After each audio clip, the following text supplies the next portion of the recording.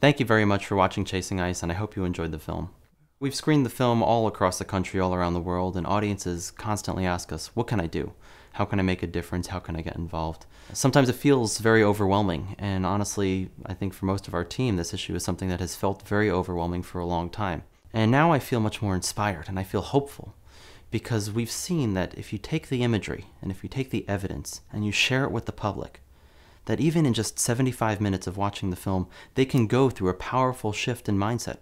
I'd like to share with you just a brief little comment from an audience member who came to see the film, who was a skeptic about climate change. I saw this movie, Chasing Ice, today, and it hasn't just changed me about global warming, it has changed me as a person. And there is something, I don't know what I can do. I'm 60 years old, but there must be something I can do to help this, to help our children, to help my grandkids. I have talked every friend, every person I know into believing there is no global warming. And now I have to undo my damage, and I will. We had an idea that we wanted to test. Instead of continuing to spread Chasing Ice all across the country, we wanted to take it and focus on one community, one specific community, to rally the voice of the public and get people interested in sharing their message with their congressman. We decided to come to District 12 in Central Ohio because it's the most purple place we could identify. And Congressman Pat Tiberi has not made a statement on climate change since 2009, and he said that there's no scientific consensus on man-made climate change. And that's something that we know isn't the case, based on the data, based on the scientists that we've spoken with. So to that end, we've screened all over District 12. We've partnered with a number of different local groups. We've screened for high schools, for colleges, with moms groups, a number of faith and religious groups, with Boy Scouts, with farmers, with fishermen, with hunters and sportsmen.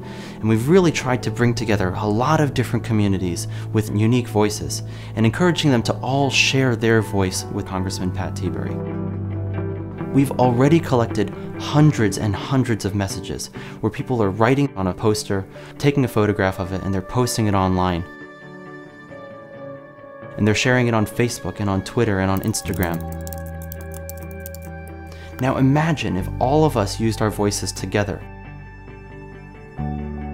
Think of the power that that would have when Congressman Tiberi hears from thousands and thousands of constituents all across his district, from all different walks of life, all sharing the same message.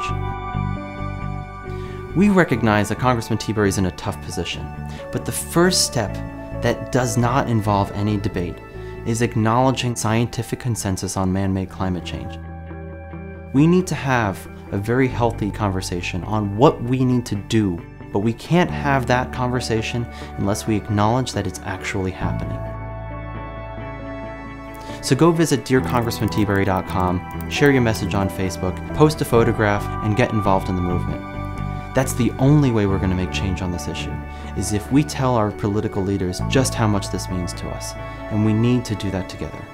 Please take the evidence and share it with your friends and family. Thank you very much.